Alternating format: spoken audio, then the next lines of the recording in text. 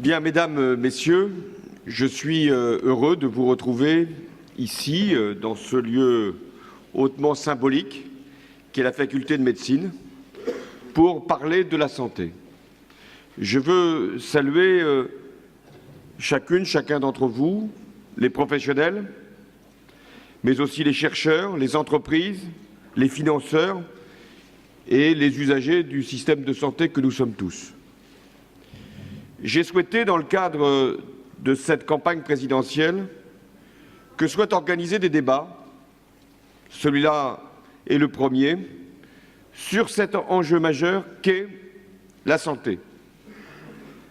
Elle est en effet notre bien le plus précieux, mais aussi le plus fragile. Tout le monde est confronté, un jour ou l'autre, à la maladie. Pour soi-même, pour un enfant, pour un parent. C'est parce que la maladie peut frapper chacun de nous indistinctement que notre système de santé publique doit être irréprochable. Cette garantie, elle a été posée au lendemain de la Seconde Guerre mondiale et elle a été le pilier de notre cohésion, du contrat que les Français ont passé avec la protection sociale. Ce pacte républicain est toujours là, mais les liens se sont relâchés. Nous conservons un système de très grande qualité et les professionnels de santé qui sont ici y sont pour beaucoup, qu'ils travaillent à l'hôpital ou dans la médecine de ville. J'évoque aussi les chercheurs que j'ai rencontrés cet après-midi et qui permettent que de nouveaux traitements soient trouvés, de nouvelles molécules, que la maladie soit prévenue et puis ensuite soignée. Que la douleur aussi soit rendue moins insupportable. Tout cela fait notre honneur. Et en même temps, soyons francs les uns avec les autres, depuis plusieurs années, la multiplication des déremboursements, des franchises médicales, l'agrandissement des déserts médicaux, pas seulement en milieu rural, le malaise hospitalier que j'ai encore rencontré cet après-midi, les scandales sanitaires comme celui plus récemment du Mediator et le sentiment d'un renoncement à une véritable politique de santé publique, tout cela inquiète à juste raison. Surtout quand, en plus, les déficits des comptes sociaux demeurent à un niveau élevé. Et là-dessus, je préfère le dire nettement. Il n'y a aucun courage à affaiblir le soutien aux plus fragiles. Aucun courage à renchérir l'accès aux soins. Aucun courage à comprimer les moyens de l'hôpital public. Et en plus, sans effet sur le rééquilibrage des comptes sociaux. Et pourtant, nous en sommes là. J'ai présenté, il y a quelques jours, mon projet présidentiel. Il se veut tout entier tourné vers le redressement dans la justice. J'ai indiqué 3 pactes. Pacte productif, pacte redistributif, pacte éducatif. Eh bien, la santé rencontre ces 3 priorités. La santé n'est pas un sujet à part, une variable accessoire. De toutes les politiques publiques, c'est sans doute la plus transversale, celle qui touche le plus profondément aux grands enjeux de notre société. Jean-Hervé Lorenzi l'a démontré, la santé, c'est aussi un investissement d'avenir. C'est un secteur économique qui va et qui crée déjà beaucoup d'emplois. Mais en même temps, Didier Tabuteau nous l'a confirmé, l'accès aux soins, c'est un principe de justice qui révèle ce qu'est l'état d'une société. Et enfin, selon la place que le patient a dans le dispositif, le rôle qui est donné aux professionnels de santé, nous indiquons ce qu'est une démocratie sanitaire.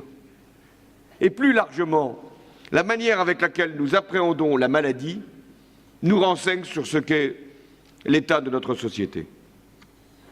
Voilà pourquoi j'estime qu'une politique de santé repose d'abord sur des valeurs. J'en retiendrai 4. La santé est une marque de progrès. Nous en convenons facilement, l'espérance de vie s'allonge. En 10 ans, nous avons gagné 3 ans de vie. Et désormais, pour la première fois dans l'histoire de l'humanité, 4 générations se côtoient. Nous vivons plus longtemps et nous vivons mieux. Grâce aux avancées de la recherche médicale, nous savons désormais mieux prendre en charge certaines maladies. C'est le cas, y compris des plus terribles, du sida par exemple, mais aussi de beaucoup d'autres maladies avec lesquelles on peut désormais vivre alors qu'on en mourait il y a peu. Cela ne signifie pas que nos politiques ne doivent pas s'adapter. Au contraire, il faut toujours mieux répondre aux évolutions. Et la maladie, depuis des siècles, ne cesse de changer de visage. Certaines apparaissent. Nous avons appris à prendre en charge des maladies aiguës. Nous devons faire face à la montée des maladies chroniques, nécessitant des soins dans la durée. Les attentes elles-mêmes se sont transformées, tant de la part des patients que des professionnels, qui ne veulent plus exercer comme la génération précédente. Il y a une seconde valeur, qui est l'égalité. Depuis que la protection sociale est là, depuis que la recherche médicale a permis des progrès, il y a toujours eu ce principe que chacun pouvait accéder aux soins, quel que soit son statut social, quel que soit son niveau de revenu, quelle que soit sa place sur le territoire. Et pour autant, nous constatons que des disparités demeurent. Disparités selon les lieux de naissance ou de vie. On vit moins longtemps dans le Nord-Pas-de-Calais qu'à Paris. Disparités, injustices liées au métier, aux carrières. Un cadre vit 10 ans de plus qu'un ouvrier. Injustice selon les revenus. Et moi, je ne me résous pas à ce que ces disparités, injustices, inégalités demeurent, voire même s'aggravent. Je vois un certain nombre de nos concitoyens qui ne peuvent plus se soigner faute de moyens. Je vois aussi des maladies qui avaient disparu, comme la tuberculose, qui ressurgissent. Je vois une montée de la pauvreté, de la précarité, dont le traitement ne peut plus être simplement que médical. Je vois aussi des phénomènes nouveaux toucher des catégories sociales, l'obésité. D'où l'importance de la prévention, qui doit commencer dès l'enfance. Et si j'ai dit que je voulais que la campagne présidentielle, en tout cas la mienne, soit portée par une grande cause, celle de la jeunesse, j'y retrouve une traduction là, en matière de santé. Si nous voulons préserver le capital santé, le potentiel santé, il faut que de bons comportements soient acquis dès l'enfance. Prendre soin de soi doit devenir une dimension importante de la vie scolaire, une éducation. Je parlais de l'obésité, des comportements à risque, des handicaps, la vulnérabilité des jeunes. Tout cela ne doit pas être des sujets tabous dans nos écoles, dans nos collèges, dans nos lycées. Nous avons besoin d'une éducation sanitaire. C'est là que peuvent, à l'école, au collège, au lycée, être identifiés, dépistés, évoquer et éradiquer un certain nombre de troubles.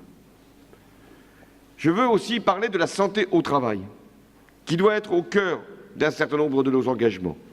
Les risques physiques liés à l'exercice de métiers dangereux demeurent dans beaucoup de secteurs professionnels. S'ajoutent maintenant des risques psychosociaux, dans une économie qui impose une rentabilité, parfois au détriment de l'humanité. D'où un certain nombre de maladies nouvelles qui s'appellent la souffrance au travail. Je rappelle que cette seule souffrance au travail coûte près de 3 milliards d'euros à la sécurité sociale. Et puisque le sujet de la compétitivité est évoqué, eh bien, la lutte contre la souffrance au travail est un facteur de compétitivité. Le bien-être au travail, la qualité des relations, la manière de pouvoir être le plus productif possible, mais en même temps le plus épanoui dans son travail, voilà des leviers pour la compétitivité. Ce qui me permet de porter la troisième valeur, la santé comme facteur de croissance. La santé est un puissant moteur de développement économique.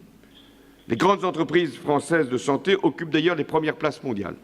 Je ne vais pas ici les citer pour ne pas tomber dans je ne sais quelle connivence. Et pourtant, soyons fiers de ces grandes entreprises quand elles développent la recherche, quand elles conquièrent des marchés, quand elles sont compétitives.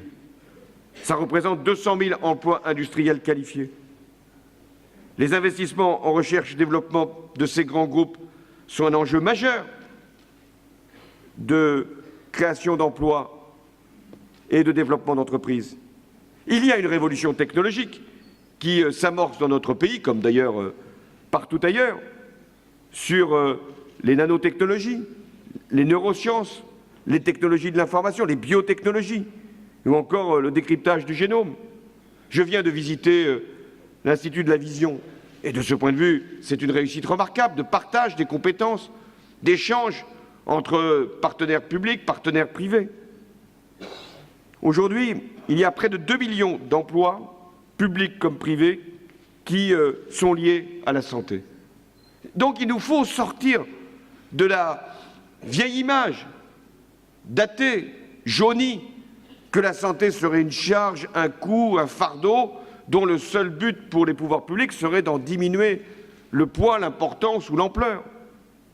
Nous devons faire de cette réalité, être mieux soignés, un levier pour la croissance de notre pays. La quatrième valeur sur laquelle je voulais insister, c'est la démocratie. Là encore, la confiance dans le système de santé appelle une participation plus grande de nos concitoyens.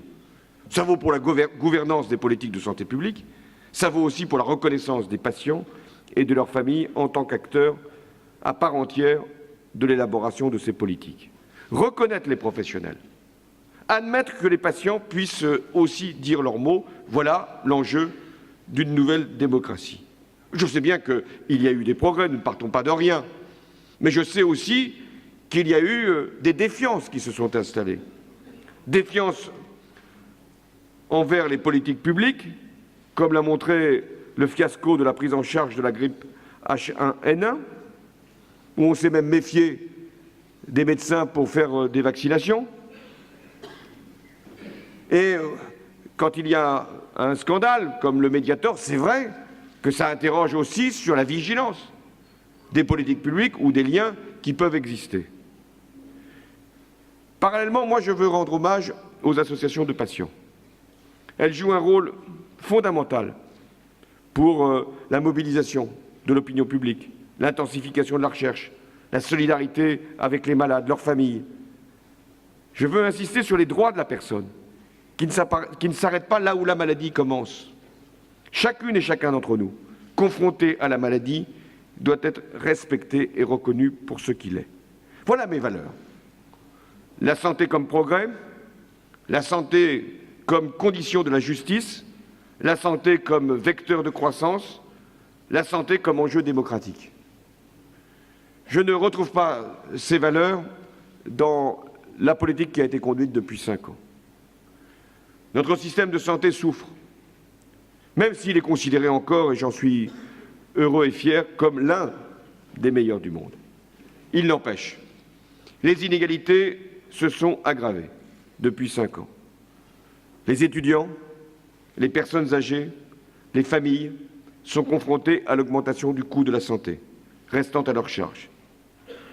Et la taxe qui vient d'être votée sur les mutuelles va encore aggraver cette situation. Aujourd'hui, à peine 55% du montant des soins courants sont remboursés par la sécurité sociale. Les premières victimes de cette évolution sont les classes moyennes. Celles qui ne relèvent pas des mécanismes de la solidarité de base, couverture maladie universelle, celles qui ont de plus en plus de mal à aller chercher des couvertures complémentaires et qui parfois sont obligées de prendre en charge non seulement les enfants mais aussi les parents. La situation est bien sûr encore pire pour 4 millions de nos compatriotes qui ne sont couverts par aucune complémentaire santé. Le résultat, hélas, est sans appel Un Français sur 4 renonce désormais à se soigner pour des raisons économiques, financières ou retardent les soins. Les Français redoutent, à tort ou à raison, les déserts médicaux, soit dans les banlieues de nos villes, soit dans certaines villes, soit encore dans nos campagnes. Face à une démographie déclinante du corps médical et faute d'investissement et de modernisation, notre système de santé peut se désorganiser progressivement. Il a été désorganisé depuis 5 ans. La seconde critique que je porte concerne le traitement qui a été réservé à l'hôpital public. Il est pourtant le lieu qui conjugue l'excellence et l'urgence, la solidarité et l'exemplarité. Je veux réaffirmer ici que fragiliser l'hôpital public, c'est compromettre non seulement l'accès aux soins de tous, mais plus largement l'avenir même de la médecine française, parce que c'est dans l'hôpital qu'elle se forme. Pour les professionnels de santé, je sais la tension qui est la leur dans l'exercice de leur métier. Du médecin généraliste à l'infirmière, du praticien hospitalier à l'aide-soignante, ils se disent à un moment ou à un autre harassés, soit par la contrainte administrative, soit par la difficulté de l'exercice du métier. À cet égard, la loi HPST a été le symbole fâcheux, d'abord d'une mauvaise méthode, le défaut de concertation, et également une concentration dans la gouvernance, mais aussi d'un mauvais modèle, c'est la logique de l'hôpital entreprise. Est-ce que cette politique a permis de consolider la confiance dans notre système de santé? Au contraire, c'est l'inverse qui s'est produit. La troisième critique que je porte est sur la gestion des crises, qui n'a pas été, c'est le moins que l'on puisse dire, optimale. L'une des premières missions d'un gouvernement en matière de santé est de protéger les citoyens contre les crises sanitaires. Et je ne crois pas que la parole publique ait été grandie par la manière dont la grippe H1N1 a été appréhendée, et encore plus récemment, l'affaire du Mediator. La quatrième critique porte sur les déficits eux-mêmes. Il nous est fait souvent leçon sur la responsabilité financière. Et ceux-là même qui nous admonestent leurs leçons sont ceux qui nous laisseront, si les Français m'accordent leur suffrage, un déficit supérieur à 10 milliards d'euros depuis 2009 en moyenne de l'assurance maladie, soit 2 fois plus qu'il y a 5 ans, ce qui conduit à un déficit cumulé de 37 milliards d'euros en 5 ans, financé par la dette. Dois-je rappeler qu'en 2001, les comptes de la sécurité sociale étaient équilibrés? Sans doute la crise est passée par là, mais en même temps, le déficit s'est creusé dès 2003, c'est-à-dire 5 ans avant même l'apparition de la crise. Pour toutes ces raisons, je propose un changement de politique. Il passe par 3 orientations. Mieux prévenir, mieux guérir et mieux garantir. D'abord, la prévention. Elle consiste à réaffirmer des priorités de santé publique. D'abord, le plan Alzheimer et le plan cancer seront reconduits. Puisque je parle à quelques jours de la journée nationale de lutte contre le cancer, je veux affirmer ma détermination. Le cancer reste la première cause de mortalité en France. Il n'épargne aucun de nos foyers. Un Français sur 2 et une Française sur 3 seront concernés un jour par cette maladie au cours de leur existence. Je m'engage donc pour un nouveau plan cancer, car ce combat doit être mené sans relâche. Il doit se faire selon 3 exigences. D'abord, une politique de détection, toujours la prévention, en luttant contre le tabagisme. Ensuite, nous devons agir pendant la maladie, en développant une approche personnalisée, à la fois en termes de traitement et de parcours du malade. Enfin, nous devons faire aboutir rapidement les travaux sur l'accès au crédit et aux assurances pour les personnes ayant souffert de ce mal. Au-delà de la prévention, nous devons concentrer nos politiques en direction de certaines populations. Je pense à la santé des enfants et des adolescents. Je l'ai dit à travers l'école, et c'est la raison pour laquelle, dans le plan de création de 60 000 postes sur 5 ans, je me suis engagé à en affecter une partie significative vers la prévention et la médecine scolaire.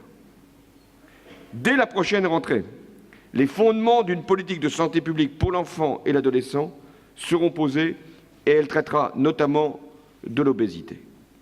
Je mettrai en place une conférence sur l'alimentation réunissant tous les acteurs concernés, de la production, les agriculteurs, jusqu'à la distribution alimentaire. Les consommateurs, les responsables de la santé publique et les élus locaux y seront associés. Nous devons conduire des actions d'éducation au goût, à la nutrition en direction des enfants et de leurs familles. Je pense aussi à une deuxième catégorie de la population. Ce sont les personnes âgées en perte d'autonomie. Pour elles, l'hospitalisation et l'hébergement sont rarement un choix. J'aurai à m'exprimer encore durant les prochaines semaines sur cette grande question. Comment financer la dépendance?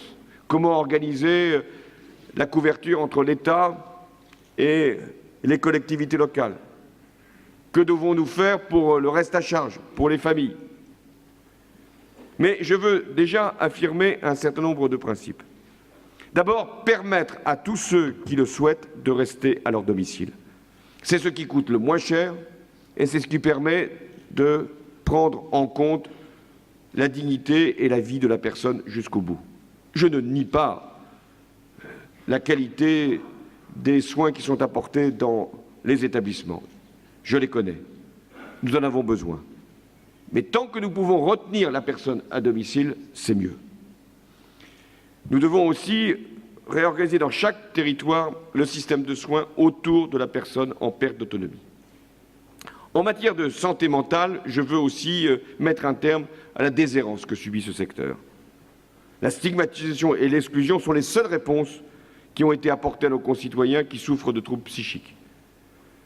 Je proposerai donc, à l'issue d'une large concertation, une véritable loi sur la santé mentale, qui visera à garantir l'accessibilité du système de soins en santé mentale, à renforcer le dépistage et les capacités en établissement comme le suivi en ville.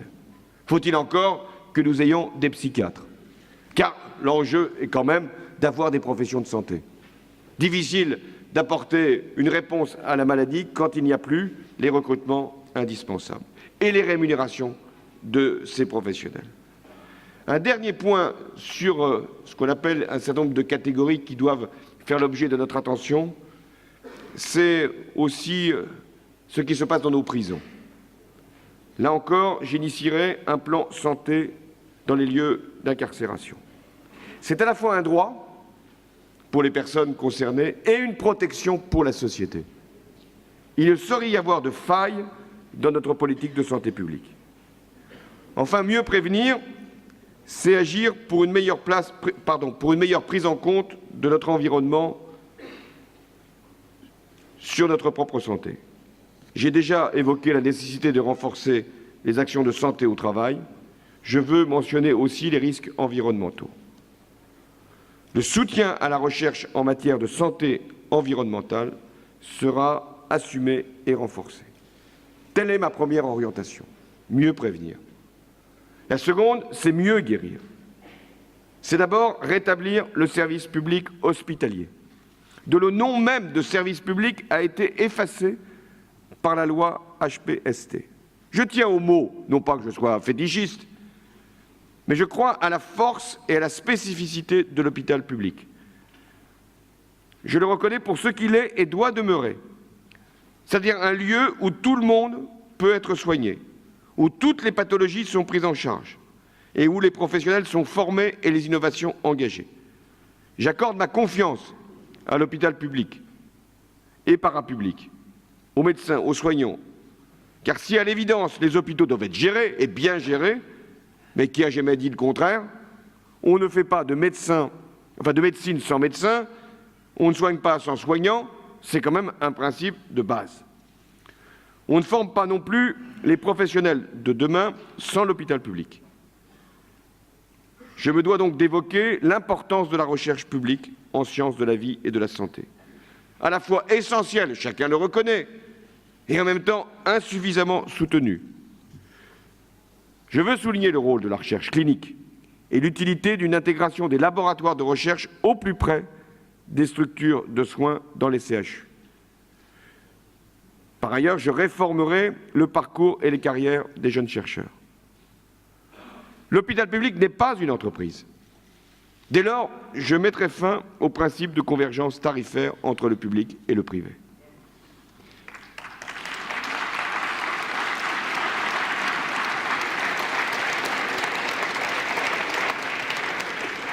De la même manière, la tarification à l'activité a atteint ses limites. Sur certains points, elle a atteint ses objectifs. Sur d'autres, elle a engendré un certain nombre de contradictions. Et elle a provoqué même une véritable spirale inflationniste en provoquant la multiplication des actes dont tous ne sont pas appropriés. Je redéfinirai le mode de financement de l'hôpital pour l'adosser à d'autres critères que la seule activité. Pas question de revenir au budget global, mais le financement de l'hôpital public tiendra compte de l'activité, donc des actes, et en même temps des missions sociales de l'hôpital, de la nature et de la pertinence des séjours des patients et des indications thérapeutiques.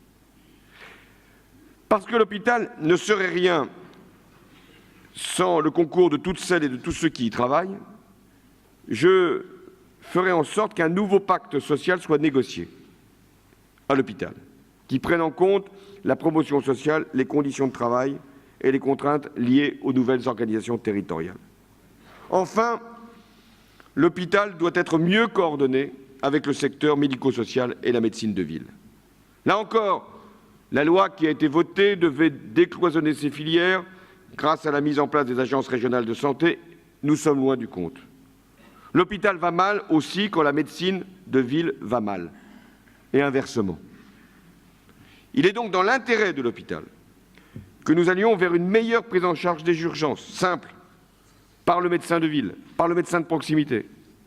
Il est nécessaire que l'hôpital s'appuie davantage sur le médecin de ville lorsque les patients ont quitté ses murs. Bref, il doit y avoir un lien, une coordination, une cohérence. Mieux guérir, c'est aussi mieux organiser la médecine de proximité. Je l'ai dit, les déserts médicaux sont devenus une préoccupation pour grand nombre de Français. Il est temps d'agir.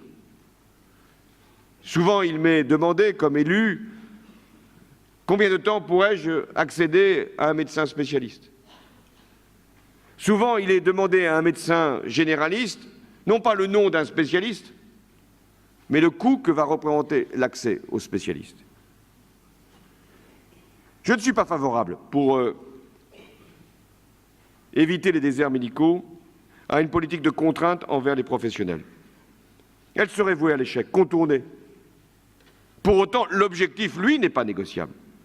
C'est celui de l'égalité d'accès aux soins partout sur le territoire, où que l'on vive, dans un secteur rural, dans un quartier sensible, en centre-ville. Que faire?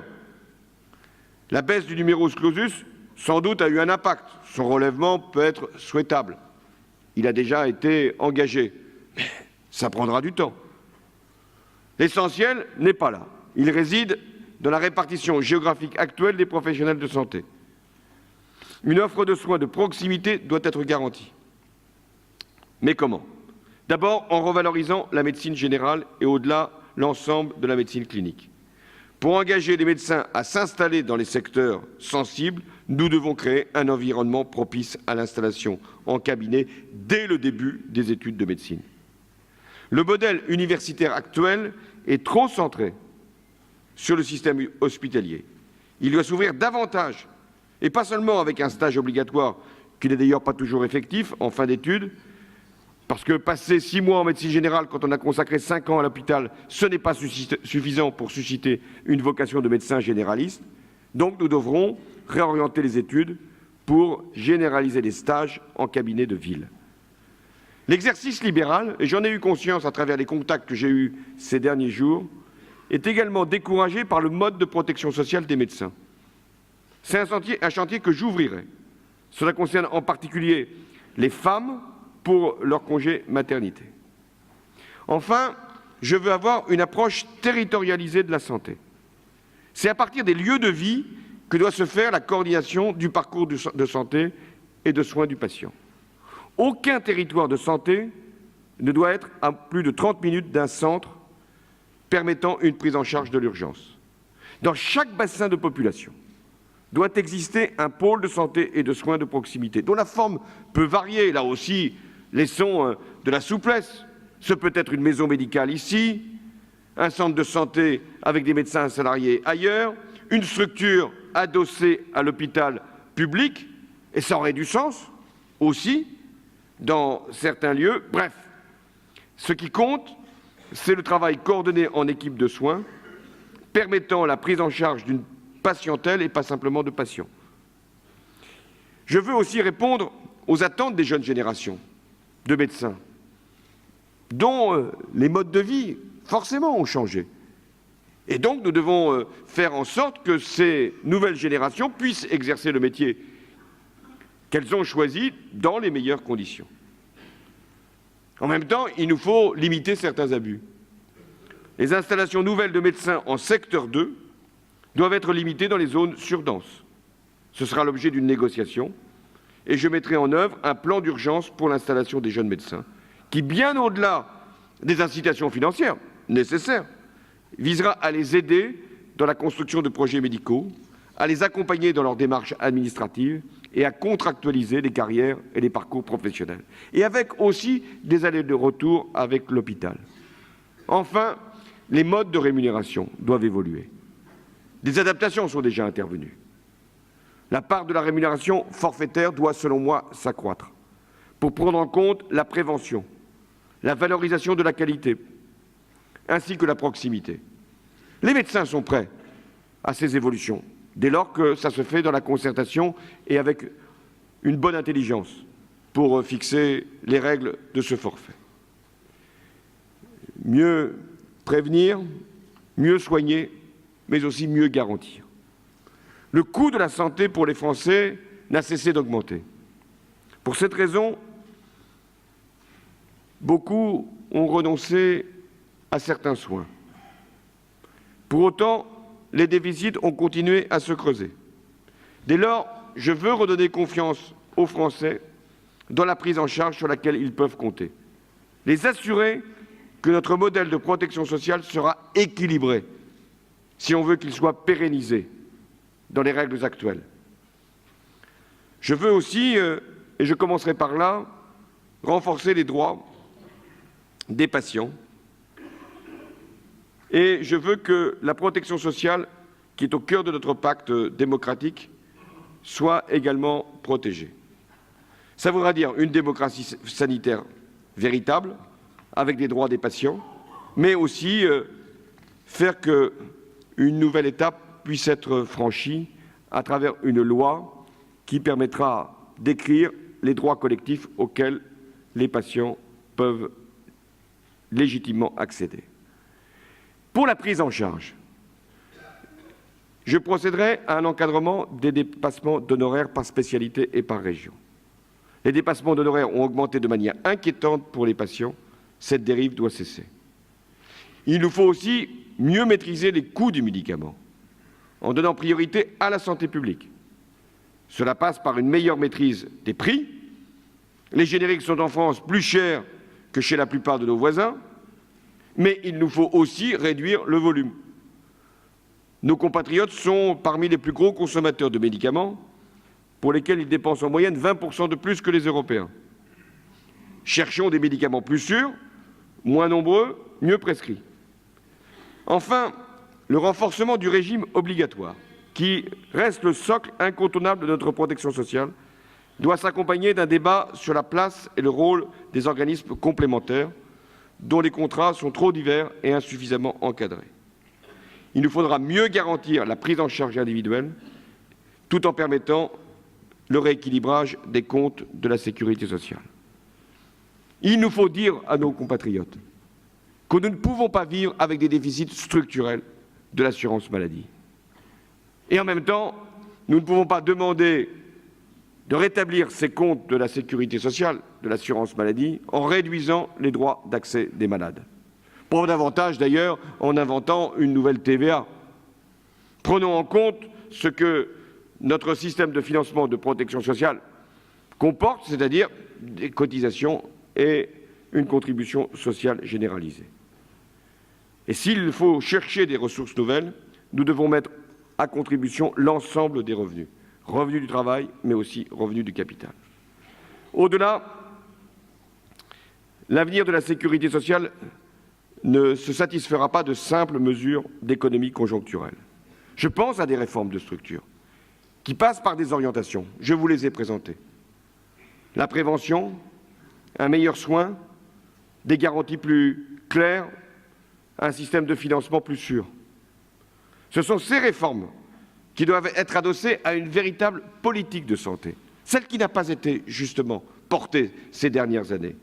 Nous devons définir un nouveau modèle fondé sur une conception économique, sociale, démocratique de la santé.